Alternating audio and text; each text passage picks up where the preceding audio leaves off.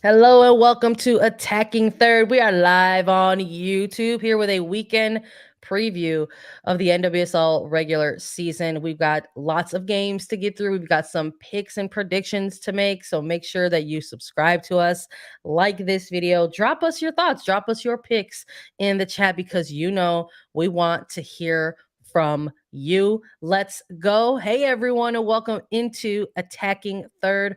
I'm Sandra Herrera, lead NWSL writer for CBS Sports, joined today, as always, by my colleague and co-host Lisa Roman, analyst for CBS Sports. On today's show, we are doing a weekend preview of Week 5 in the NWSL. Quick reminder before we get into everything, subscribe to us on YouTube, also as a podcast, so follow and like and download so that you never miss out on a single episode of A3. And of course, we are very, very excited about the UWCL semifinal leg 2 on Golazo Network today at 12:45 p.m. Eastern Time. The second leg between Wolfsburg and Arsenal will be on Monday at 12:45 p.m. Eastern Time as well. All four teams, the final four, battling for a spot in the Champions League final. And you can catch all the action on Golazo Network. Lisa, Yeah. soccer from all parts of the globe. We're Oh, talking about it all, as always. we always are. Yeah, we hit a little bit of a preview between Barcelona Chelsea because that game kicking off pretty much after we go live. You can watch Yeah. the pregame show on Golazo Network this morning. 12:45 is the kick for that game, though. Yesterday's episode, we talked about the Champions League and these four teams who we think is going to make it through the competition, everything. So go check out yesterday's episode if you missed it because we went through everything as we always do here. But now we're switching gears. We're back to NWSL talking about Week 5. I'm not going to lie. Week 5 to me is part of my brain is like, we are already at Week 5. There has been Yep. 5 weeks of a regular season. We've got the Challenge Cup underway. And the other half of me is like, oh my gosh, we're only at Week 5. We've got Look, 20 other weeks to go or whatever it is, 18 yes. other weeks to go. It's pretty crazy to think about how long the season is, but also how quickly it's flying. What's that saying? Like the days are long, the weeks are long, but the months and the years fly by. Yeah, that's me right now. Yeah, I'm with you 100%. I'm definitely looking at week 5 as sort of like that first quarter of the long game here for the clubs that we're keeping an eye on in the regular season. Maybe we'll continue to get some of those answers around teams that we're still looking for statements or about like their team identities on the pitch and stuff like that, while others are definitely flying high. And we will talk about those teams as well. But I think in this early stretch, in these early phases of the season, there's always opportunity to try to take a look and still make your season long predictions, not just like our week to week predictions. Like who's going to be the player that's, going to kind of be the player to kind of have those heavy looks at MVP, in the long run, or who's going to really like be in front of that golden boot race. Like those are still things that you can kind of like still keep an eye on in these early weeks. And I think maybe with when we're doing some of the previews of these teams, we're going to start hearing us talk about specific players and the performances that they've been putting together for these early weeks of the NWSL. Let's start making some picks though. That's why everyone's here. Yes. They want to hear what's going on. Lisa, you weren't able to be here with me in the beginning of the week when we had to do the recap, and we were joined by our special guest, Claire Watkins from Shout out, CBS Claire. Sports. 100%. And I love like going through the picks, and it's just if it's not all six, it's like 4 to 5, and I'm just like, geez, when are we gonna get all six? You set the bar, Lisa. So like if every time you don't get 6 picks correct, it's like, what are we even doing here? So let's start chatting about some undefeated teams, because even though we're heading into week 5, there are still some teams that can lay claim to the undefeated crown or the unbeaten crown at this moment in the early stretches of the season. Let's talk about Houston Dash, because they are going to face off against North Carolina Courage. You can catch this one on Friday. This is the game to kick all things off on week 5. You can find it at 8:30 p.m. Eastern. You can catch it on Paramount Plus.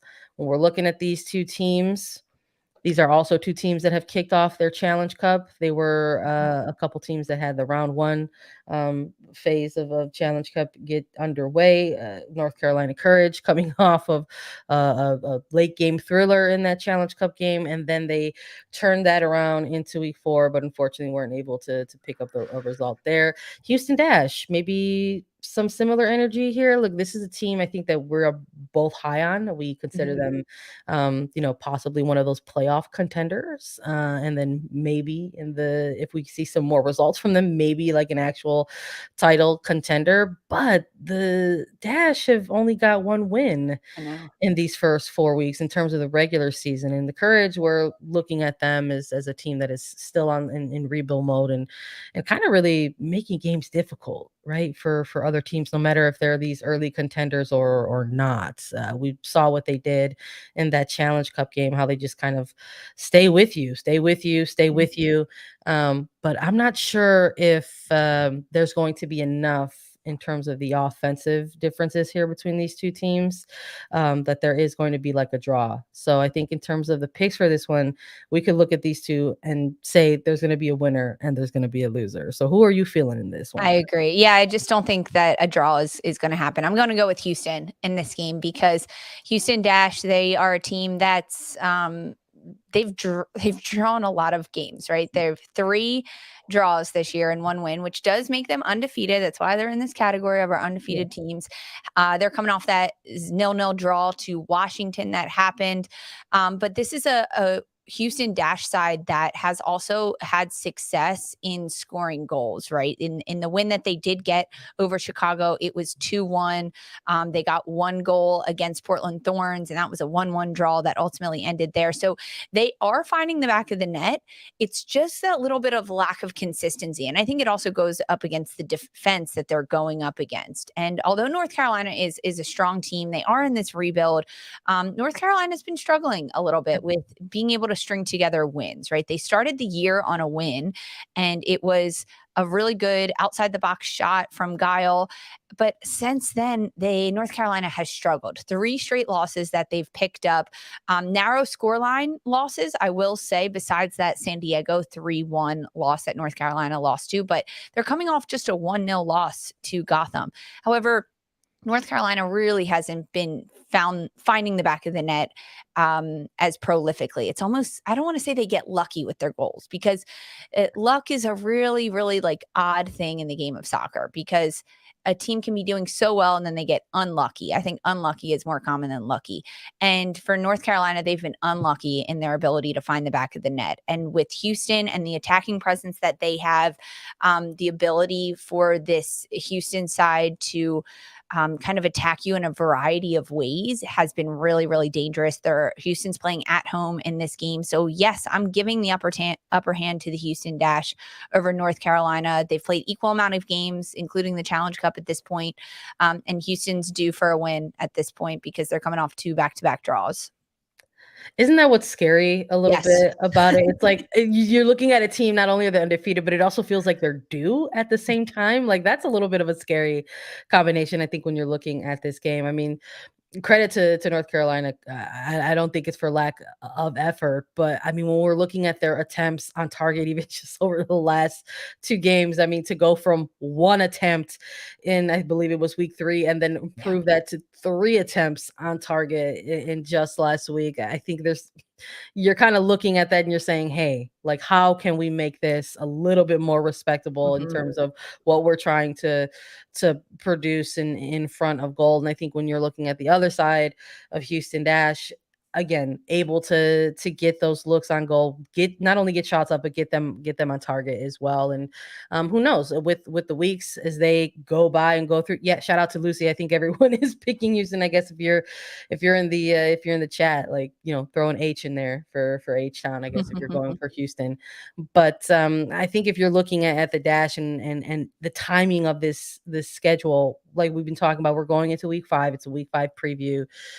Maybe we're going to start to continue to see that chemistry and that cohesion between the attacking trio for Houston Dash, because I know that's something that you and I have chatted about on this show before. We're high on all three of those players, whether it's Yeah. Maria Sanchez, Diana Ordonez, or Ebony Salmon. But Salmon has been pushed out wide a little bit and has maybe had to kind of get comfortable and used to being that sort of I extra like her outlet. out wide. I Yeah, do. so I think Diana Ordonez is much more effective centrally, I which agree. forces Ebony Salmon out wide, and Salmon can figure it out. She hasn't yet. She's been struggling in those wide areas, especially when you compare her to Yeah. Maria Sanchez in the wide area, who it's her bread and butter out there. You put Sanchez centrally, she might get a little bit lost, but I think Ebony can figure it out wide because Well, I Ordonez think is just more we're effective. starting to see it a little Yeah, bit. yeah. Maybe in the first couple weeks, it was, you could sort of see like there's gonna be a little period of adjustment here. And I think now that we're going into week 5, now that they've also had a Challenge Cup game under their belt, I think we're starting to see that kind of maybe the layers of comfortability as those are two players, Mhm. who haven't had really the opportunity to play with each other. Whereas like an Ordonez and a Sanchez have got, national teams together. Salmon and Ordonez, this is their first season together, as players. So getting, the familiarity with movements and stuff like that, playing off the ball with each other. I think maybe this is the game we're going to get to see them back to scoring those goals. So it sounds like you and I are both going for Houston. It sounds like everybody in the chat is going for Houston as well. Love that for the Dash this morning. So don't let everyone down, basically, is what we're trying to say. Let's talk about another undefeated team in this top segment. We're talking about Washington Spirit. They're on the road. They're going to face Chicago Red Stars this week. This one kicking off on Saturday at 8 p.m. Eastern. You can catch all the action on Paramount Plus. Washington Spirit undefeated to start this first 4 weeks of the season. I'm going to put us on blast here a little bit, Lisa. We weren't too sure what we were going to see from this Washington Spirit side. We didn't have them ranked very high going into the beginning of this season, but they are definitely setting themselves up in this early part of the year so that maybe they don't find themselves floundering in Yeah. the later parts of the year. I mean, when we're looking at the standings, they're sitting within a playoff position at this moment at number 5. Maybe a little bit streaky. I think if you look at some of the results, a draw, a win, a draw, a win in their last 4 games. It's been a consistent pattern. I don't know. Kinda, like, Throwing that out there. they're on the road though. They've got some interesting history against Chicago. Bridgeview hasn't always been in the easiest place for them to play. I think when you're looking at these two teams, when you're looking at Chicago and their shape and the goals that they've been conceding, like, do you have a winner, loser, and or draw in this one? Yeah, this one I honestly do think it could be a draw. I would not be surprised if I see people picking draw between Chicago and Washington. Washington is coming off a draw against Houston, and as you talked about, it was a win tie, a win tie. So like, according to the pattern, they should get a win in this game, but it's just not that easy, especially when you're on the road traveling to Bridgeview, where Chicago. They're okay at home. I think Chicago almost is a little bit better on the road, traditionally. But this Chicago side, they are coming off of a goal frenzy. 7 goals in the match last weekend for Chicago against OL Reign. They lose 5-2. But Chicago has been able to score, right? They have the biggest goals against in the league right now, at 12, but they've also got 9 goals for. And when you look at their games, they've scored in every single game. They've got 2 goals in their last 2 games that they've been able to put up. I've seen a lot of positive things from Penelope Hawking, the rookie in the draftee out of Penn State. She started all 4 games for the Red Stars. She scored a brace in these games. This is the only rookie to do that so far this year. There's a lot of positives at Chicago, and I think they're putting it all together every single week. They're building a little bit more. I mean, but to get demolished 5 goals against OL Reign is pretty humbling. Oh It's yeah. pretty much a heartbreaker, even though you score 2, right? Like, you would think, hey, we scored 2 goals in a game, we're at least getting a tie or maybe a narrow loss or a win. But to let up 5 goals is just not great. And right now, the defense for Chicago has been struggling. I think their confidence is down, especially coming off that loss to OL Reign. And I don't think that the Red Stars are going to be able to turn that around as quickly as they need to, going up against a Washington Spirit side that has front runners like Ashley Hatch, who's coming off a brace, Trinity Rodman, who's proving to be a game changer every time she's on the pitch for Washington, getting assists, finding the back of the net, her off-ball movement. The pairing of Ashley Hatch and Trinity Rodman for Washington is going to cause so many issues for Chicago that I have to give this win to Washington Spirit. Yeah, I hear you on that 100%. I don't think this is one of those games that you look at and try to make the case for both teams and say, oh, there's like really good pieces on both sides, and like, it's going to possibly be a draw, because another common thread that we're looking at with Chicago Red Stars this year, in just 4 games, they've got 1 win over their first 4 matches, and they don't look like a team in years past where they have sort of been kind of the gritty grinders to just even claw out a draw. We have not seen that from this team yet in their first 4 weeks. It's been heavy score lines for Chicago. But yes, will they be in those games and get us some goals of their own? We've seen that from this team, and only once has it turned into a win for them, or instead of possibly even scraping out a bit of a draw. So I don't know if that is something that is part of this team's identity anymore, because we've yet to see that. And I think if the coaching staff continues to roll out with this very strict formation of a 3-4-3 and not make adjustments against a team that does have very good attackers and are able to make you pay in front of net, then I don't anticipate Chicago walking away with the win in this one. So I'm a huge fan of the play of Trinity Rodman in general, but I think what we've been seeing out of this player in these first 4 weeks is almost MVP caliber. Yeah, I was going to say, you called her an MVP candidate in Monday's episode. The Spirit look completely different when she is available and ready to go for them. And we saw the difference when she wasn't available with the excuse absent for Challenge Cup, and then her return in the following week. And if she is, rearing and ready to go in this game on the road against Chicago, I think the Spirit are going to take the win. I like that. So we're both going Spirit with this one. I want to ask about Chloe Ricketts, the young 15-year-old. We saw her make an appearance for Washington just a few weeks ago against North Carolina for the Spirit. I think that was like the 14th, the 15th, 16th of that weekend. Do we see Ricketts again? I think we do. I think if for whatever reason Chicago is motivated by that heavy loss against OL Reign, perhaps they come out there and they look at that game as an opportunity to really kind of be more organized and present some challenges for the attack, maybe match overloads that they have been facing over the last few weeks. And so I think if it gets to a point where the Spirit find themselves in a couple stretches or phases of difficulty in unlocking some things, you absolutely bring in a Chloe Ricketts to tire out some of those organized defenders and open some things up for them. I would love to see a person in person.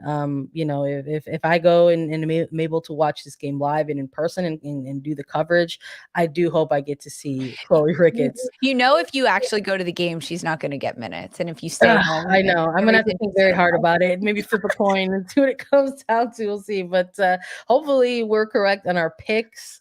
We're going Dash. We're going Spirit for the first 2 of this episode. Stick around with us after a quick break, because we've got more predictions to make.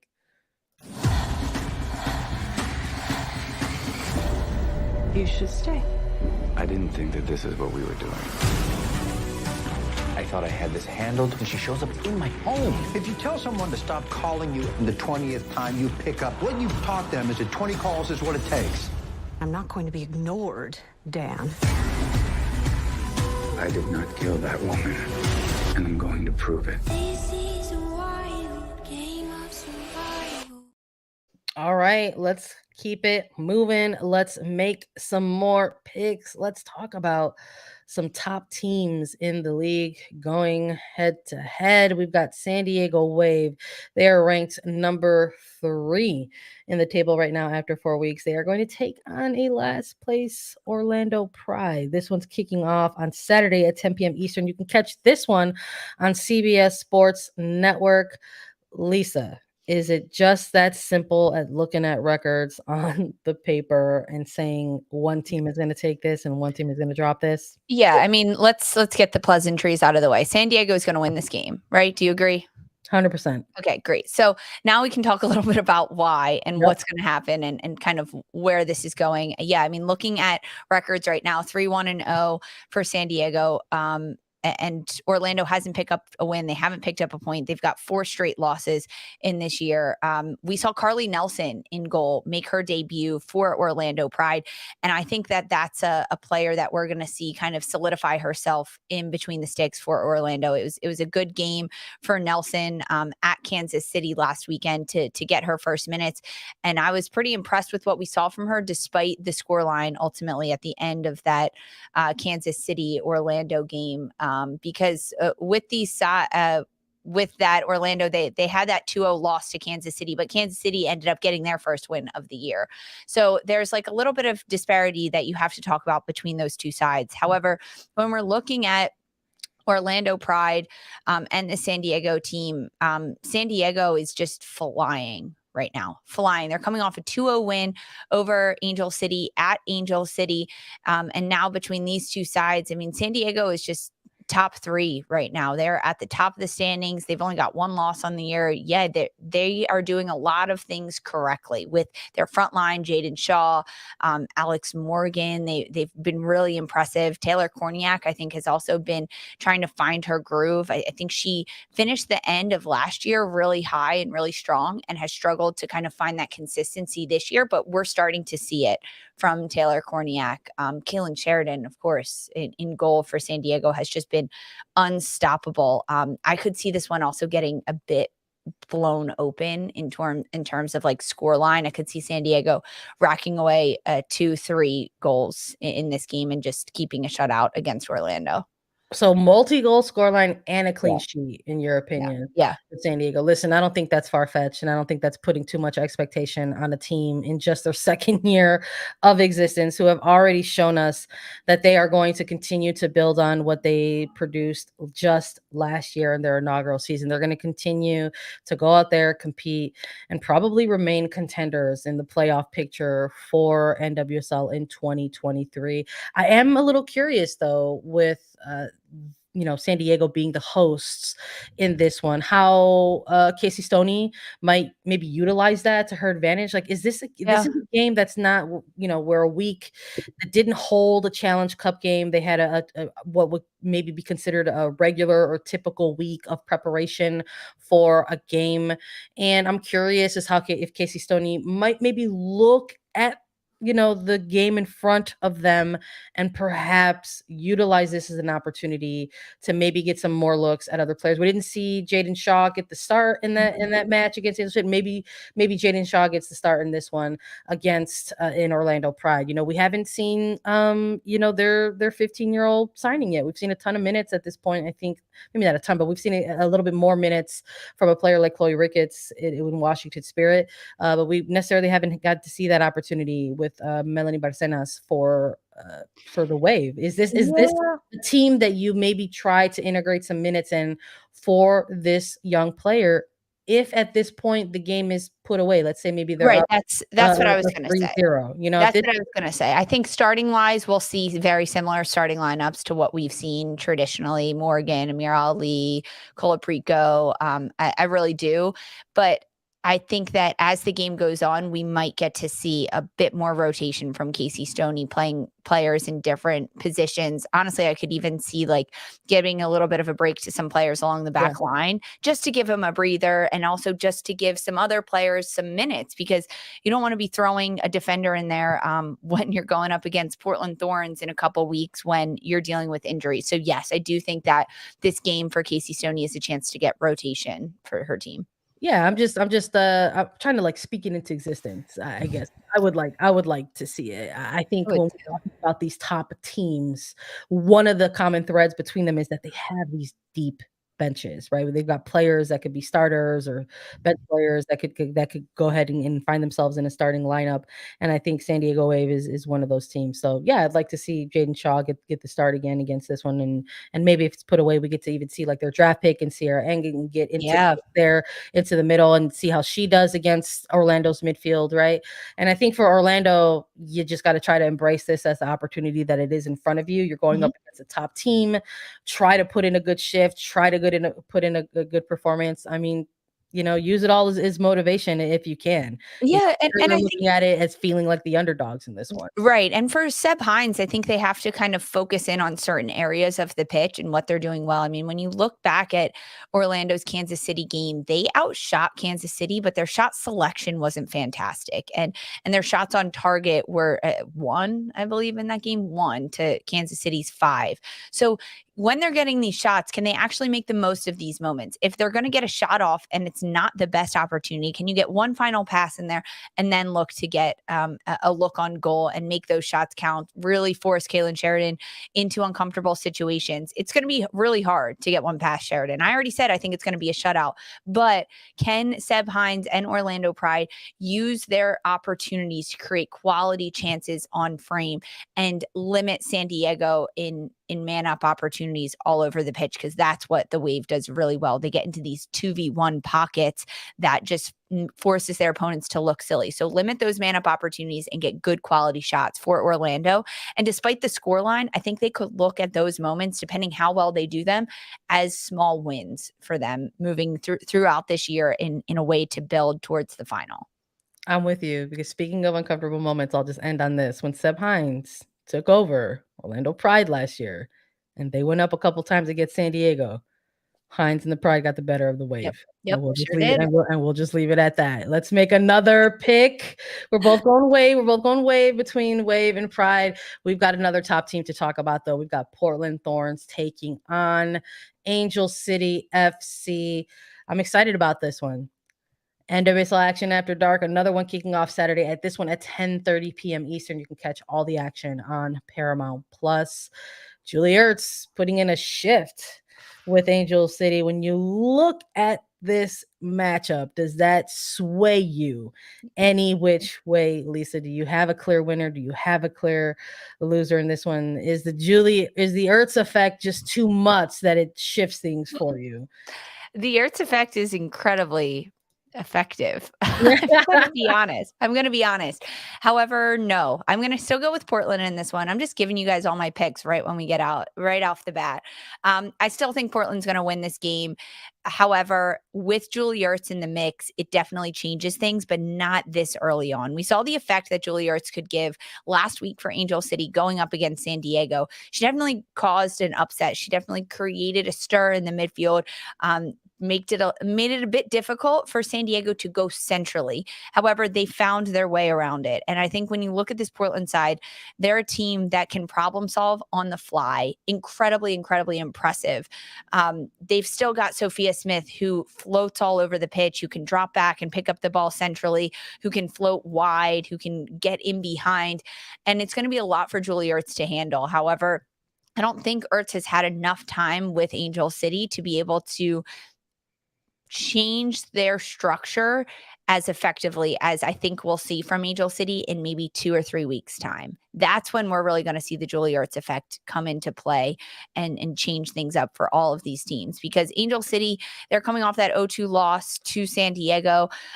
They've got that bitter taste in their mouth. So I think we're going to see really good things from Angel City. This is one of like my biggest games of the weekend to watch. Portland against Angel City, because Portland's also coming off a 2-0 win. However, Portland keeps the ship rolling this week. I think they get another win over Angel City, and they just kind of keep cruising as they are. They're making it look really easy, Sandra. Yeah. Portland is just making it look so easy this year. They are. They're on top of the league table to start off this early stretch of the regular season. I think they're going to roll into this second quarter of the season, still leading the pack. Honestly, look, I gave some love to Trinity Rodman when we were previewing the Spirit as one of those early MVP candidates. I think you include Sophia Smith in that exact same conversation. I mean, she's the reigning 2022 NWSL MVP, and she has just rolled into this regular season, picking up exactly where she's left off. The entire Thorns attack, she's like the catalyst for it, essentially. If she's not scoring them in the back of the net, she is setting up her teammates. We've seen her deliver assists. This wonderful chemistry that we're seeing between midfielder Crystal Dunn and Sophia Smith, and a couple assists there. Now we saw her provide for Christine Sinclair. It's like if she's not serving them up, she's knocking them in, and it's just a ridiculous stretch of form for Smith to start this regular season. And that's just one player that we're talking about. Yeah. I mean, Morgan Weaver has been a lot, very, very active in this attacking line for the Thorns as well. I think this was a player, I think when we did our off-season previews, that you mentioned specifically, like you want to see that player kind of take that next step in their development, kind of, be that role player for this team when it needs to happen. And we're starting to see that, I think, from her in the early weeks. And I just think that Portland have too many threats, whether it's on the offensive side or even the defensive side of things. We were just talking about celebrating Bella Bixby, getting to 20 clean sheets, so whether it's at the front, of the pitch or the end of the pitch, they've got all these threats. They've got all these different options. And I think for Angel City, for all of the Earth's effect chatter that there is, that's one player that you're talking about for Los Angeles. No, I do think you're talking about them all. I mean, I'm going to argue that with the Earth's effect, there's a ripple effect that happens and a trickle down. We saw Savannah McCaskill elevate her game last week for Angel City, just playing in front of Earth. So there is an effect that's happening when Earth is on the pitch with what she's able to do in terms of like elevating the status of all the players around her, just creating different space for the players around her to occupy, because Earth does draw so many defenders. I mean, but you're right. I know exactly what you're talking about. Like in terms of Portland, when you need Morgan Weaver to go off and do great things, it's going to come from a player like Sophia Smith feeding her the ball, and each player for Portland can go off and have their own magical moments on the pitch. Whereas with Angel City, it does start with Ertz, and then the ripples go out and around from her. Give it a few weeks time, and Angel City is going to be a different team. It was a long game for them to get Julia Ertz. Same as you look at some of the players that are still injured for them in the front line: Kristen Press, Sydney LaRue. Imagine getting all these players back. Angel City is going to be an entirely different team. I hear you. We're going Wave. We're going Thorns. So we're 2 for 2 again. We are like all the same right now. It's very dangerous. I'm nervous. I'm not gonna lie. I'm getting nervous when we start making those similar picks. I'm like, we're setting it up for some wild action over the weekend. But we've got 2 more games to get through. So stick with us after a quick break. Ghostface is here. He's gonna keep coming for us. Did you miss me?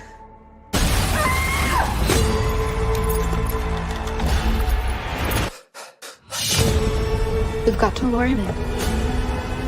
And then we execute him.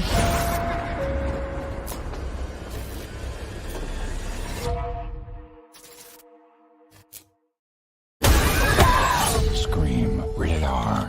Now streaming on Paramount Plus. Okay, 2 more games to get through. Thanks for joining us on A3. If you made it this far, you might as well just see it through. 2 more matches for us to make some picks, Lisa. Let's start with Racing Louisville FC versus OL Reign. This one kicking off on Saturday at 7:30 p.m. Eastern. You can watch the action on Paramount Plus.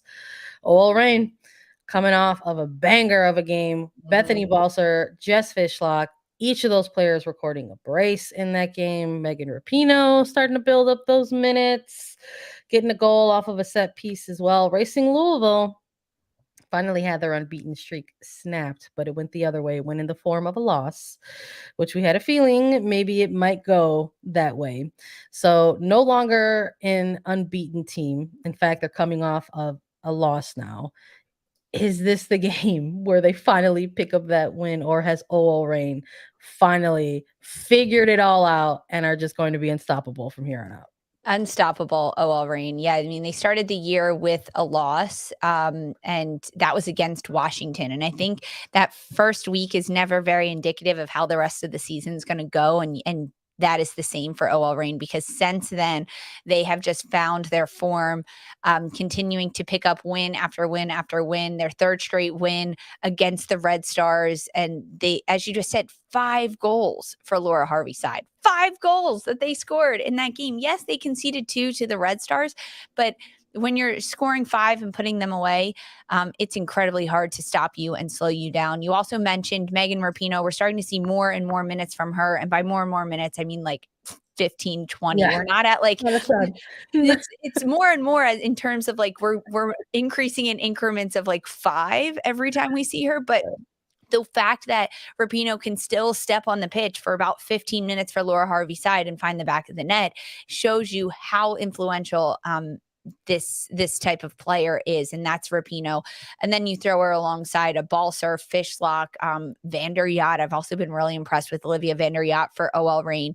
This is a team that's just continuously grown, and they look like a team on a mission to win the Shield and to win a regular season, and they have no plans to slow down at this point. Now, Racing Louisville, they did make a trade this past week with Washington Spirit. They got midfielder Jordan Baggett, a veteran in this league, who I think we could maybe see get time. I know she was trying to get into training this week for Racing Louisville before this game. It is at home for Louisville. It's at Lynn Family Stadium.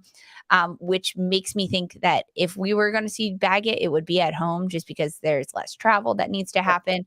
I'm not so sure about it, though. I think that between these two sides, I think OL Reign is going to get the win, but Racing Louisville could put up a fight. I don't think it'll be another 5-goal banger for OL Reign. You look at who Racing has in goal, with Katie Lund. This is a player that has been a tremendous brick wall for this team, facing shot after shot after shot. Ari Borges also looking to find a bit of a rhythm for Racing Louisville. There's a lot of good pieces at Louisville, so I think this will actually be a really good game between these sides, despite OL Reign coming out with a win at the end of it. Yeah, I'm agree. I'm with you on this. I think, look, one of the things that I also think that we keep in the back of our minds when we are trying to make these picks, we go earlier in the week, we do these picks ahead of when we typically have access to team availability reports. So I am curious around who might be available to go in this game, specifically for OL Reign. We haven't seen Rose Lavelle in a couple of weeks. Is this the game where she gets back to it with the Reign? How severe or not severe is this knock, right? Is she going to get some is she back to a point where she can get some minutes again for Racing Louisville? We've seen the return of Jalen Howell, and this is a player who's also been building on her minutes with the team as well. Is it going to come down to those midfield trios or midfield shapes, depending on formation and how we see? I mean, Vander Yacht was unavailable, and I believe it was excused absence in the previous game. She going to be available to go in this match? And I think if she is, I think that's going to offset a lot of things in that middle third, because I'm with you. I'm very high on that player as well. I think she's kind of introducing herself to maybe some folks out there, some casual fans who aren't super familiar with her game yet, as a potential really strong 6 in this league. So is she going to be available? Quinn coming out with what looked like a really tough ankle roll. They may not be available in this game. So the players who make the difference for OL Reign if they're not available, and who we're going to see. But I think maybe we'll have the return of Vander Yacht. Maybe we'll get to see more minutes from Megan Rapinoe. We're at 32, I think that's counted right now. Maybe we'll see like a 45 in this one. But I kind of want to see the goals. I think we're going to get another heavy scoreline I don't in this know. one, but I don't know. I Fallon still Tillis think Joyce, Katie Lund.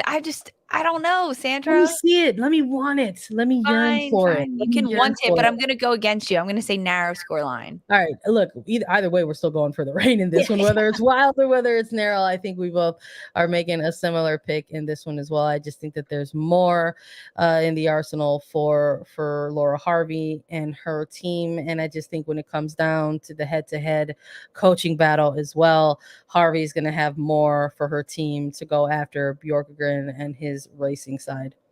Yeah, I respect that completely. I like that you're manifesting goals out there. I just don't think it's going to happen with the defenders and the side. But we love a fun fact and we love stats here. I love them and I love my fun facts. So this game for Racing Louisville and OL Reign is kicking off Saturday at 7:30 Eastern time, and it will be the 1,000th game in NWSL history, regular season league history. So this is also a little caveat there, including the 2021 forfeit games that happened, but still 1,000th NWSL game. Very cool between these two sides. So a little bit of history being made in Racing Louisville. All the more reason for this game to be a wild scoreline. Let's fingers crossed. Let's hopefully we'll get to see it. We've got one more game to make some picks. We've got Kansas City Current versus New Jersey, New York, Gotham FC. This one closing things out on Sunday at 6 p.m. Eastern. You could catch all the action, you know where. You could catch it on Paramount Plus. Let's make some picks.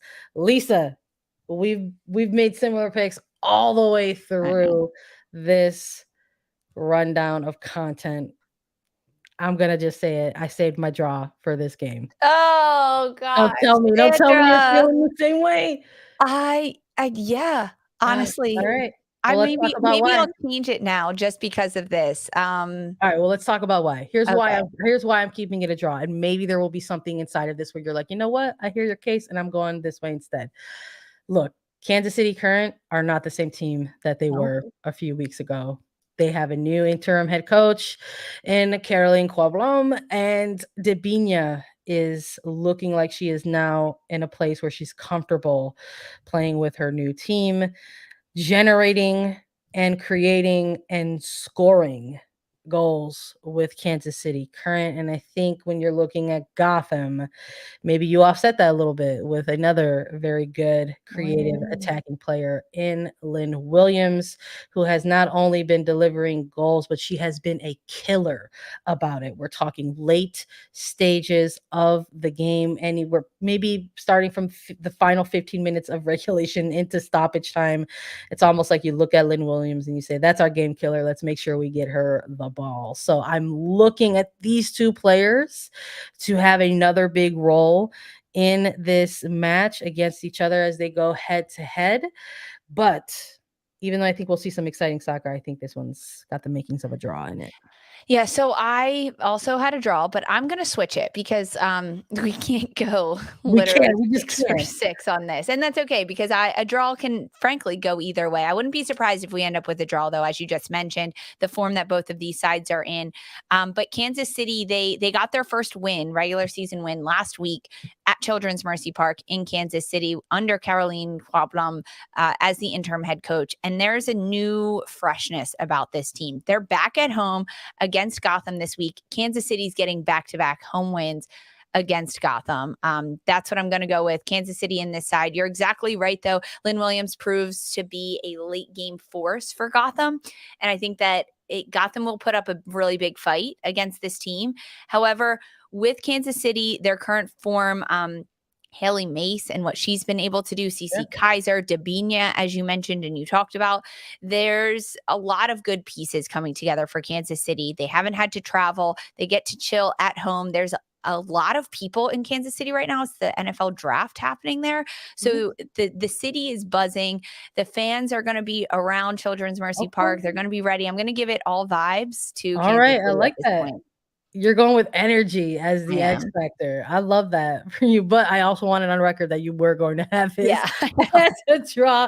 We'll see how it shakes out. We took to the last game to finally have a little bit of parity. Look, I love it. I love it. Let's make as many similar picks as we can throughout the duration of the season. And we'll see. We'll see how it all shakes out. Good or bad. And we'll see how bad it is in the recap. That's all we've got for our week 5 preview. Thank you all so much for listening to us on Attacking Third. As always, make sure you download, follow, listen to us anywhere you get your podcast. You can watch us too. Subscribe to us on YouTube so that you get alerts for whenever we go live at youtube.com/attacking third. And we'll be back with a weekend recap on Sunday night following Kansas City Current versus Gotham. So make sure you stay tuned. For Sandra Herrera and Lisa Roman, this was Attacking Third.